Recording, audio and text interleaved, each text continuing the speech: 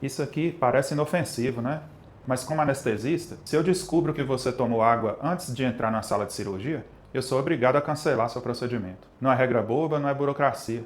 É para evitar que você fique em estado grave quando você dorme. Meu nome é Leonardo, sou médico anestesista e hoje você vai entender por que o jejum é uma das maiores ferramentas para a segurança em uma anestesia.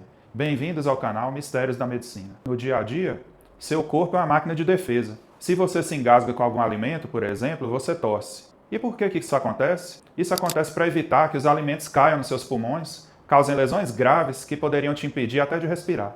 Mas para operar, eu preciso, enquanto anestesista, de usar medicações que desligam essas proteções. Usamos hipnóticos que te apagam e bloqueadores musculares que relaxam cada músculo do seu corpo.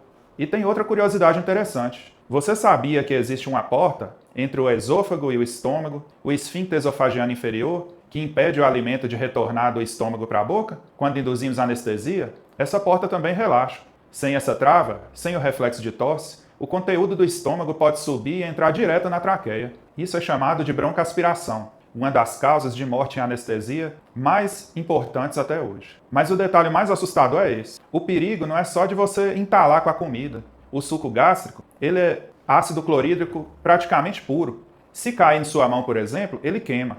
Agora imagine esse ácido atingindo um tecido tão delicado quanto o interior dos pulmões. Isso causa a chamada síndrome de Mendelssohn, que é uma pneumonia química que pode inflamar seus pulmões de modo que impeça você até de respirar. Por isso, comer antes de uma cirurgia pode ser fatal. Muita gente diz: doutor, é só um exame de 10 minutos, vou dar só uma cochilada. Não importa. Mesmo numa sedação leve, como por exemplo na endoscopia, na colonoscopia, os reflexos de proteção eles já não funcionam mais como deveriam funcionar. Além disso, se a sedação não for suficiente e a gente precisar em urgência converter para anestesia geral, esse jejum ele vai servir para a sua própria segurança. Mas, doutor Leonardo, e se o paciente sofreu um acidente e acabou de jantar? A gente deixa ele morrer porque ele não está de jejum? É claro que não. Em caso de emergência, fazemos a cirurgia mesmo quando o jejum ele não está adequado. A decisão ela deve ser um balanço entre risco e benefício. Se o benefício de tratar a emergência supera o risco de broncoaspiração, a gente faz a anestesia e assim esse paciente é operado. Mas esse paciente ele não vai ter um risco alto?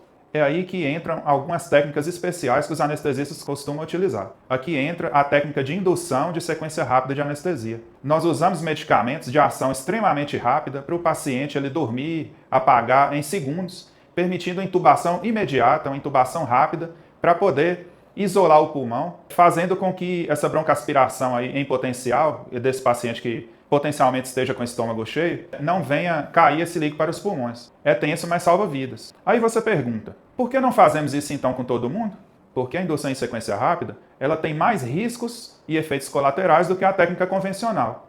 Então, o jejum ainda é o caminho mais seguro. Interessante que o jejum, ele depende do tipo de alimento que você ingere. Então, você precisa de fazer jejum antes da cirurgia de 2 horas para líquidos claros, sem resíduos, como, por exemplo, água, chás, café, mas esse café ele tem que ser sem leite. 4 horas seria para, por exemplo, leite materno. 6 horas para refeições leves, como, por exemplo, uma torrada, um leite de vaca. E 8 horas para os alimentos convencionais, arroz, feijão, carne, gorduras e frituras. É interessante lembrar que tem alguns pacientes que merecem uma atenção especial. Se você é diabético, tem refluxo, seu estômago naturalmente ele é mais lento para poder fazer a digestão. E isso faz com que aumente o risco de broncoaspiração. Existem alguns medicamentos aí que estão sendo amplamente utilizados, como por exemplo o Mounjaro, o Ozempic, que são medicamentos que retardam muito o esvaziamento do estômago. Então, se você tem alguma dessas doenças ou usa algum medicamento, é sempre importante falar com seu anestesista sobre o uso desses remédios.